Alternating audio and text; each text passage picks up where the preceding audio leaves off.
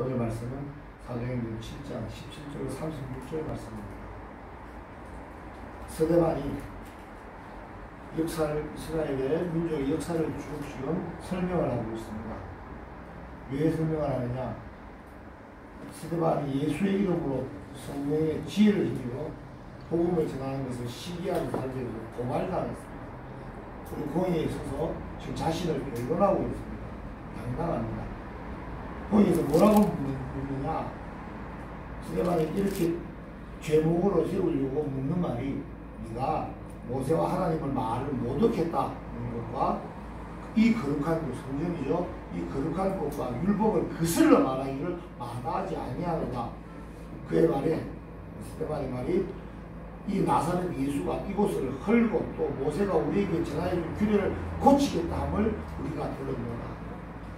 자, 질문이 뭐냐면 성전을 파괴하겠다는 것과 율법을 수정하겠다. 율법 개정을 통해서 모세와 하나님을 모두 편집했느냐라고 이렇게 묻습니다. 유대인들이 잘못 알고 있죠. 네? 성전은 하나님이 계신 곳이 성전인데 문제는 그들이 성전이라고 말하는 곳에는 이미 하나님의 임재가 없는 것 같아요. 성전은 어디가 성전이냐? 하나님을 예배하는 자들이 있고 하나님의 임재가 있는 곳이 성전이야. 사실 믿으시기 바랍니다. 아멘. 그러면 이 너희가 지금 보고 있는 이 건물, 이 성전은 사실 어떻게 해서 유리가 된다고요?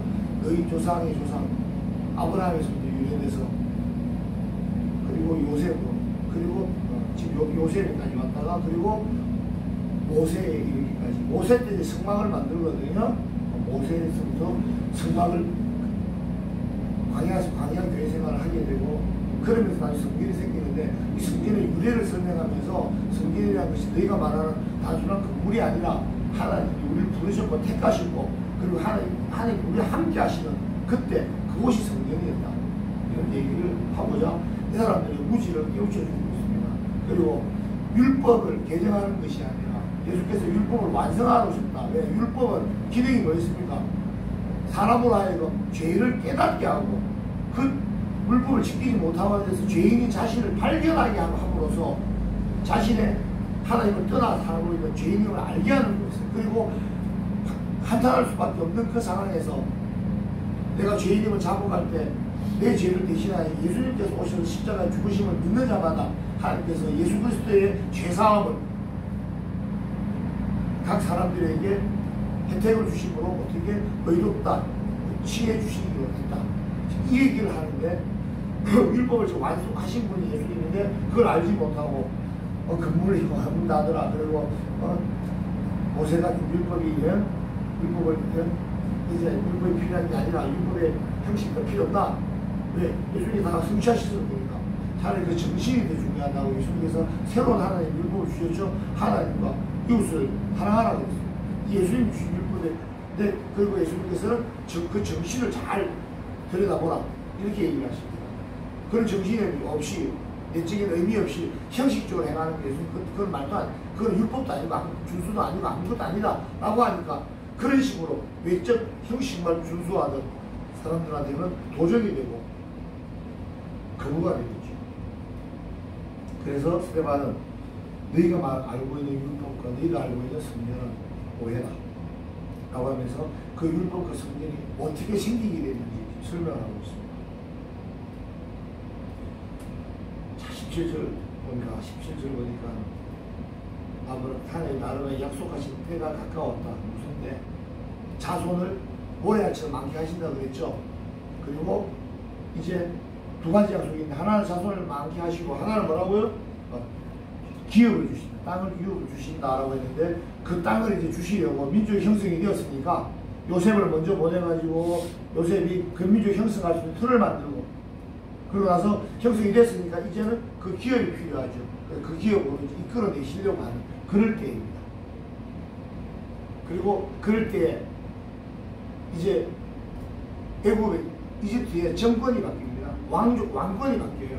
한 파라오가 있다가 그 몰락하고 다른 파라오가 세력을 키워서 이집트의 애굽의 정권을 가지니까 당연히 전 왕조의 공신 정도는 당연히 홀대하겠죠. 그래서 그때부터 이스라엘 사람들은 애굽에서 종살이를 하기 시작하는데 그게 바로 430년. 서대반이 430을 몰라서 그런 게 아니라 400년 단위를 끊은 400년 동안 종살이를 하다가 이제 더 이상 민족도 꽉 찼고 사람 숫자도 되고 때가 이걸 하나님이 때가 된 거야. 그래서 하나님께서 이제 민족을 이집트에서 끄집어내서 가나안 땅으로 옮기시려고 하는데 누구를 불러 서신다고요? 오늘 이 모세를 들어 서십니다. 이 모세에 대한 얘기입니다. 이 모세는 40년간 모세라는 이름은 물에서 건진 아이라는 뜻이에요. 아이들을 다 남자아이들을 다 죽이라고 그러거든.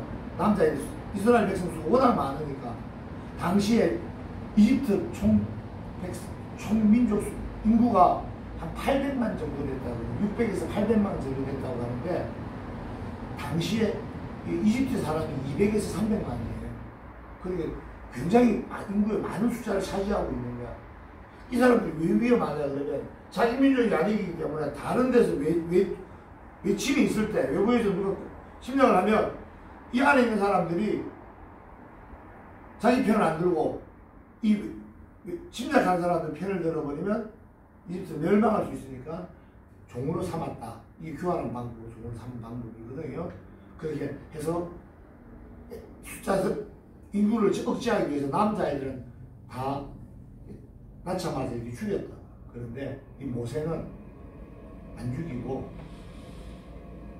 엄마 아빠가 키우다가 이제 애가 울음소리가 나오고 막 그럴 거 아닙니까? 그래서 애를 갈대 상자에 만들어 가지고 이렇게 띄워보냅니다. 그 누이가 이렇게 쳐다보고 있죠. 그러다가 목욕 나왔던 이집트 공주가 발견하고 어이 잘생겼다. 데리고 가서 키웁니다. 그러면서 그 이집트 왕자처럼 이집트의 모든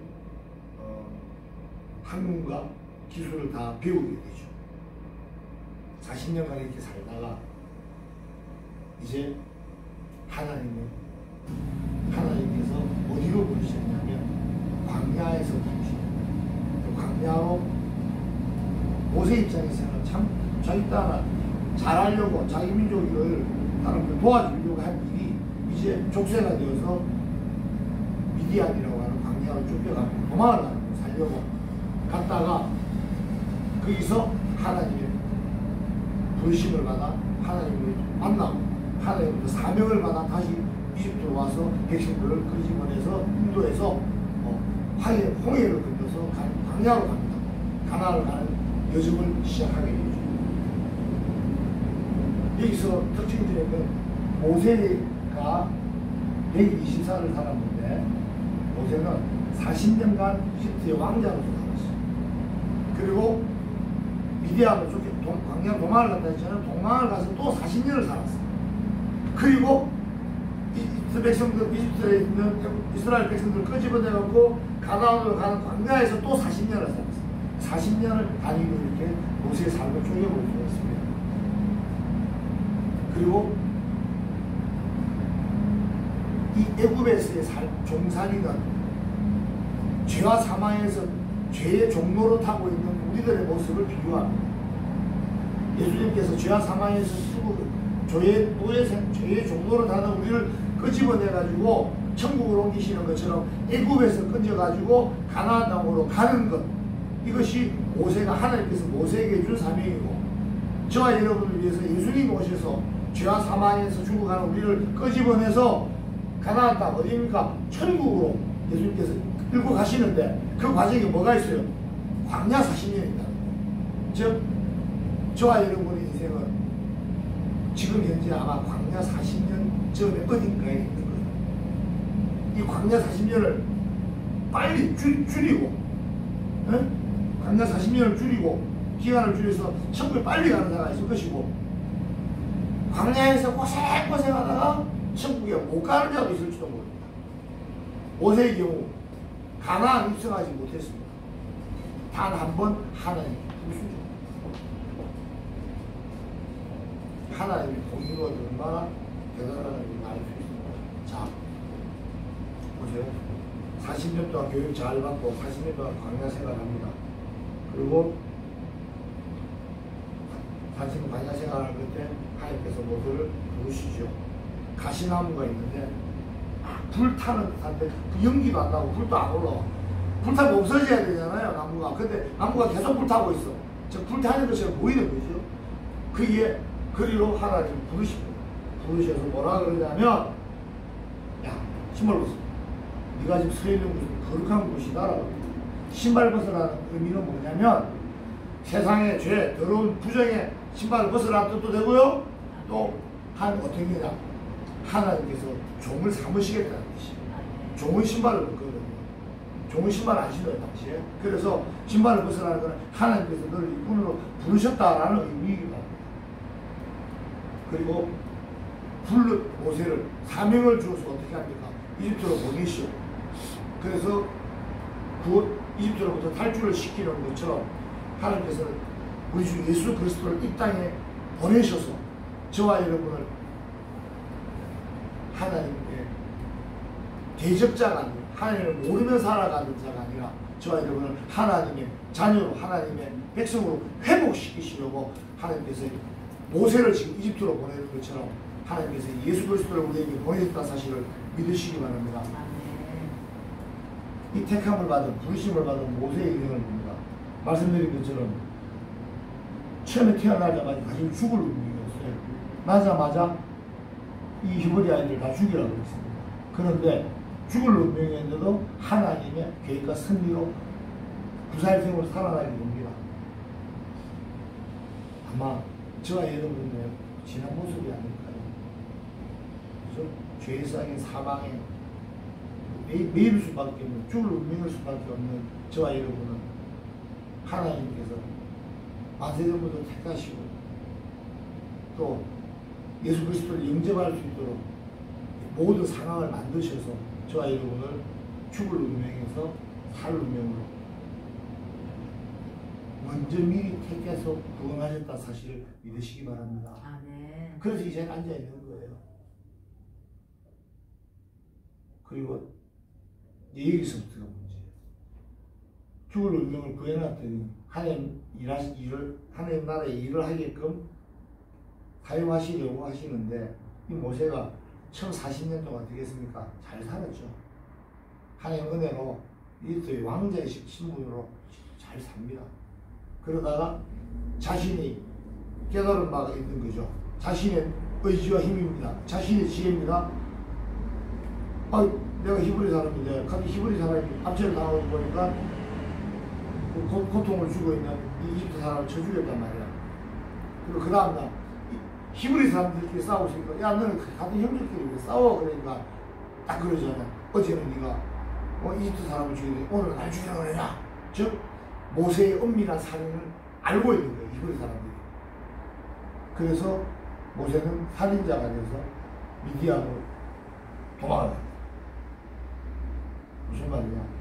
하나님 없이 우리가 하나님 힘을 떠나서 하나님 구해주셨는데 우리 인생을 주셨잖아. 그런데 우리는 하나님을 모르고 지금까지 살아왔어요. 살아오다가 내 힘으로 내 능력으로 잘 먹고 뭐 어떻게든 내 힘으로 살아오다가 나중에 결국은 하나님을 떠난 인간의 능력과 지혜는 너무나 짧고 부족하여 결국은 그 돌아온 탕자에게처럼 결국은 자신의 모든 것이 고갈되고 하나님의 은혜가 아니면 살 수 없게 된다는 사실을 알게 되죠. 허무한 인생을 알게 되는 저와 여러분의 과거사입니다. 하나님을 떠나서 인간은 결핍과 고통받다가 죽을 수밖에 없다는 사실을 아시고 오직 우리 주 예수 그리스도를 통해서 주님 안에서 하나님 주시는 신적인 능력과 신적인 풍성함을 누리며 사는 저와 여러분 되시길 주의 이름으로 축복합니다. 29절 36절 얘기는 이제 모세가 받는 고통이죠. 고통 속에서 살고 있을 때 하나님이 부르십니다. 하나님은 하나님의 때, 하나님의 예정대로, 하나님의 계획대로 부르십니다. 그리고 부르셔서 모세에게 주는 하나님 주시는 사명은 너만의 구원이 아니라 온 내 민족에 대한 구원의 사명을 네가 감당하라는 거죠.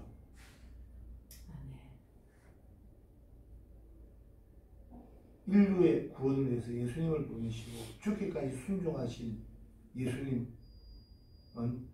부활성천하여 하나님의 편안에 서서 하늘 땅의 모든 권세를 가지고 이 땅에 다시 오실 것입니다. 심판주로서 재림주로서 오실 텐데 모세가 그 원형이 되는 거죠. 하나님으로부터 보냄을 받아서 애국 백성을 끄집어 내는데 모세는 불순종을 했다는 거죠. 그 불순종에서 가나안 땅에 들어가지 못했다는 것을 기억하시고 저와 여러분은 나를 향하신 하나님께서 항상 순종하며 사시기 주의 이름으로 축복합니다. 그 순종이 안 될 때 뭐 한다고요? 율법 하나님의 말씀을 보고 기도하시고 나의 죄를 발견하시고 하나님께 회개하고 다시는 죄와 버타지 않겠다라고 결단하시고 죄를 떠나시겠다고 결단하시고 즉 부정의 신발을 벗고 거룩한 하나님이 계신 곳에 내가 함께 있다는 사실을 자각함으로 구별된 삶을 살겠다고 결단하시는 저와 여러분 되시기 바랍니다. 이 모세의 40년 이집트에 40년 광야 미디안에서 40년이 아마 저와 여러분의 모습이었습니다. 그리고 이제는 광야라는 교회를 거쳐서 하나님의 나라 가나안 땅 약속의 땅 천국으로 향한 여정이 시작될 것인데 저와 여러분도 매일매일 만나는 이 하루가 하루의 일상이 저와 여러분에게 주어진 광야 교회에서의 사명이고 저와 여러분이 겪어야 되는 수행이고 저와 여러분이 천국에 도달하기 위한 좁은 길이라는 사실을 믿으시고 매일매일 삶을 통해서 작은 일상의 소소한 부분을 통해서 하나님을 다른 사람들이 나를 통해서 느낄 수 있도록 깨어서 성령 인도하신 대로 살아가시는 주의 이름으로 축복합니다. 특히 모세에 대한 이 얘기를 보시면서 저와 여러분 인생의 모든 과정에 있는 고난과 고통과 환난과 역경도 사실은 내가 보기에 지금 보기에 환난이고 역경이고 하나님께서 다 들어서시기 위해서 준비시키시고 훈련시키시고 연단시키시는 과정입니다. 그래서 이 과정이 지금 나에게 주어진 이 고난과 이 환난 또 이 고통 이 결핍이 사실은 은혜 받기 위한 준비 기간이다 생각하시고 고난이라 쓰고 뭐라고 읽으라고요? 은혜라고 읽기 바랍니다. 저와 여러분의 삶이 지금 혹 희열에 차고 혹 기쁘고 혹 슬프고 혹 괴롭더라도 이 순간을 잊지 마시고 이 순간이 하나님께서 저와 여러분에게 은혜 주시기 위한 그런 준비하는 기간이다라는 사실을 믿으시고 이 순간에도 깨어서 하나님께서 나를 향한 작정, 뜻이 무엇인지 알려고 노력하고 말씀과 기도를 통해서 알시고 그리고 순종하는 저와 여러분 되시길 거듭 축복합니다. 말씀을 정리해 봅니다. 하나님께서는 모세를 하나님의 나라의 큰 일, 즉 구원을 위해서 사용하시기 위해서 40년 동안 교육시키시고 40년 동안 광야에서 살게 하십니다. 그리고 부르십니다. 그리고 부르시고 그 백성을 구원할 때 하나님이 항상 함께 하셨습니다. 그리고 모세와 아론의 능력이 아니라 하나님의 능력으로 홍해도 가르치고 가나안에서 불기둥과 구름 기둥 만나고 다 백성들의 주인 되시는 하나님께서는 보이셨습니다. 하나님은 하나님의 때를 우리에게 보여주시는데 우리가 알지 못해서 내 마음대로 하다 보니 괴롭고 하나님의 뜻에 거슬리니 환난이 옵니다. 하나님께서 합당한데 어떻게 환난이 오겠습니까? 하나님께서 주시는 이 기회를 괴로움으로 생각하지 마시고 하나님께서 내게 갖고 계신 계획이 얼마나 더 중차대하고 큰일이기에 나를 이렇게 준비시키시나 라고 생각하시고 하나님의 때를 알려고 노력하시고 하나님 때를 모르겠으면 내 때라고 주장은 하지 마시고 하나님 때를 기다리시고 하나님께서 내게 주신 사명이 무엇인지 잘 생각해보고 성령의 음성에 귀 기울이셨다가 성령께서 말씀하시는 인도하시는 하나님의 나에 대한 사명을 잘 감당하시며 사시길 주의 이름으로 축복합니다. 노예로 사는 하나님의 백성들을 하나님께서 구하시겠다고 약속하시고 민족을 이루어서 이제는 기업을 땅을 유업으로 주시겠다고 하시고 그 과정에서 모세를 들어서십니다. 죄에서 사망으로 인류를 구원하신 예수님의 모습입니다. 그리고 거룩한 땅으로 부르시고 신을 벗으라고 하신 여호와께서는 모세를 신벗음의 표시, 즉 종이라는 표시를 삼으셨고 또 부정과 죄의 흔적을 없애주셨습니다. 죽을 우리를 구원하려 오신 분이 우리 주 바로 예수 그리스도이심을 다 믿으신다면 거룩한 분 예수께서 오셨으니 하나님의 종으로 육신을 입고 신발을 벗고 이 낮은 땅에 오셨습니다. 그리고 저와 여러분의 죄를 대신하여 죽으셨습니다. 죄를 씻는 세례를 주셨습니다. 물세례가 아니라 하나님의 영을 저와 여러분에게 부어주시는 성령 세례를 주셨습니다. 거룩한 땅에 신을 벗으라고 하셨습니다. 거룩한 땅에 있으면 사람도 거룩해야 된다는 말입니다. 하나님과 죄는 같이 있을 수 없기 때문에 거룩한 땅에서는 거룩한 자가 되어야 되기 때문에 신을 벗고 부정과 죄의 흔적을 씻습니다. 그런 것처럼 저와 여러분에게 거룩한 분이 찾아오셨습니다. 이번에는 아예 오셔서 저와 여러분을 영접하십니다. 저와 여러분을 만나주시고 저와 여러분과 동행하시길 동거하기를 원하십니다. 그럼 우리는 우리가 있는 자리를 어떻게 해야 되겠습니까? 거룩한 분이 계시니 거룩하게 유지해야 됩니다. 예루살렘 성벽을 친 것처럼 세상도 구별하시고 죄와 구별하시고 구별된 거룩한 삶을 살아야 저와 여러분 되시길 그렇게 축복합니다. 아멘. 저와 여러분의 죄가 용서를 받았습니다. 용서를 받고도 또 죄를 범하는 건 이건 그야말로 용서받을 자격이 없는 자일 수도 있습니다. 죄가 사해짐을 받았으면 이제는 다시는 죄의 신발, 부정의 신발, 거룩하지 않은 신발을 신지 마시고 벗으시기 바랍니다. 아멘. 제발 좀 이상한 신발 신고 다니지 마세요. 한편 고난과 환난이 있더라도요 저와 여러분 아셔야 됩니다. 나를 향한 하나님의 뜻이 있다는 걸 믿으시고 아멘. 주어진 자리에서 딴 데 가서 뭐 해오라고 안 하세요. 지금 이 자리에서 하나님은 할 일이 있는데 이 자리에서 못하면서 딴 데 가서 하겠다는 그 인간들 얘기고요. 그 하나님 얘기 듣기 싫다는 얘기죠. 나를 향한 하나님 얘기 다 집어치우세요. 난 싫어요. 난 내 생각대로 할래요. 그게 인간의 마음. 저와 여러분의 마음이 그런 이런 말하는 저는 하나님의 말씀에 그렇게 순종하고 살았는데 그것도 아닙니다. 제가 생각해보면 세상에서 제일 못된 지 만약이 저예요. 내 생각이 옳다고 근데 여기 하나님 말씀 하나님 주신 말씀은 여기인데 엄마한테 가서 그 말씀을 찾으려고 하나님 이거 하라 근데 그걸 하기 싫거든? 나 저거 하고 싶거든? 그러니까 나 저거 하는 거야. 그러면서 내가 옳다고. 여러분들은 괜찮으십니까? 여러분들은 저 같은 죄를 범하지 마시기 바랍니다. 좋다고 자꾸 엄한 거 보면 안 됩니다. 우리 아버지가 돈이 좀 없는 백수라고 옆집 돈 많은 아저씨한테 아빠 그런다고 그 아빠가 처음에는 좀 이상한 놈이 다 했다고 용돈 한번 줄 줄 모르겠지만 옆집 아저씨가 결국 그 옆집 아저씨가 우리 아버지 아니잖아요.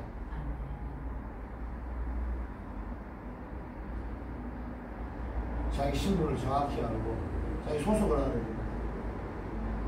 그리고 다행히도 저와 여러분의 아버지는 천지 만물의 주인 되시는 하나님 아버지의 사실을 믿으시기 바랍니다.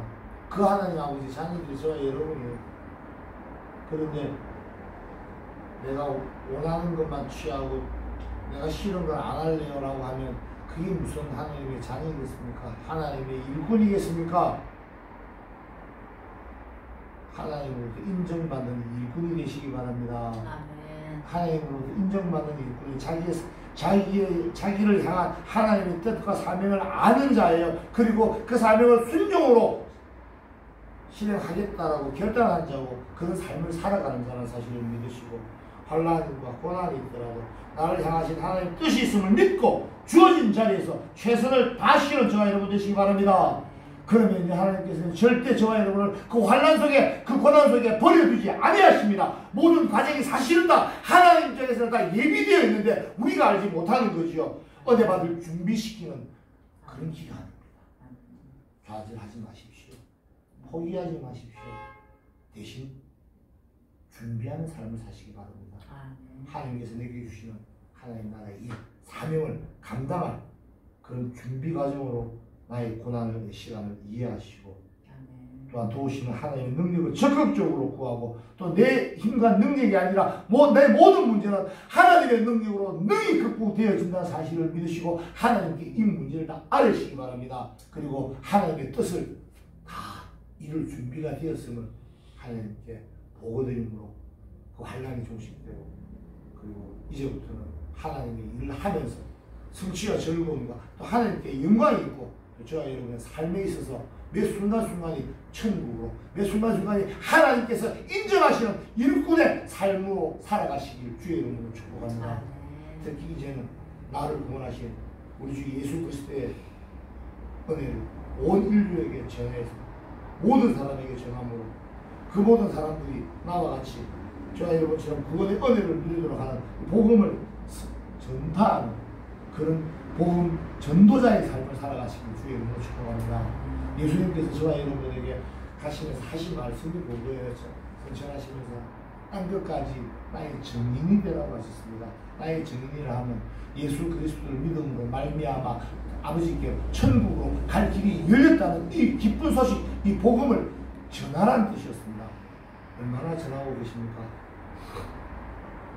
작년까지 2019년까지 내 믿음도 부족하고 나돌아보기도 힘들다 보니 확신이 없다 보니 내가 예수가 그리스도이심을 구원자이시고 심판자이심을 정하지 못했다라고 회개하시는 분이 하신다면 2020년에는 적어도 한 영혼이라도 더 구원하려고 하는 하나님의 뜻을 알아 교회 혼자 오지 말고 한 사람이라도 손목 잡고 오시기 바랍니다. 오늘 아까 우리 목사님 말씀하시죠. 식사하실 때 들으셨습니까? 2020년이니까 몇 명의 성도가 있어야 되겠습니까? 2020명 있어야죠. 그죠? 20명이 아니고 20명 만들기 힘들어서 그렇죠. 20명이 2000명 되는 건 금방입니다. 사람 수가 중요한 건 아니지만요. 하나님의 이 기쁜 소식을 우리만 알고 전하지 않는다는 것은 죄악이 될 수 있습니다. 하오니 정말 기쁜 일이 생기는 거죠. 길이 막혀서 못 가는 데로 이제 길 뚫려서 갈 수 있대요. 누군가는 전해주고 알려주는 자가 있어야 그 길을 사람들이 나아갈 것 아닙니까? 말씀드렸죠. 남태평양의 어떤 섬에 일본군이 전쟁이 끝난 지 50년이 지났는데도 혼자서 그 속에 숨어서 살고 있더랍니다. 왜? 전쟁이 끝난 지 아무도 안 알려주니까 계속 그렇게 사는 거거든요. 죄로 인해서 죽을 인간이 영생을 누릴 수 있다. 영원한 삶을 살 수 있고 하나님의 나라 천국에 갈 수 있는 길이 열렸다는 사실을 아직도 모르는 자에게, 이해하지 못하는 자에게, 어둠 속에 사는 자에게 빛으로 다가가셔서 그들의 손을 하나님께 인도하는 그 인도자가 되시길, 하나님 나라에 정말 인정받는 일꾼이 되시길 주의 이름으로 축복합니다. 기도하시겠습니다.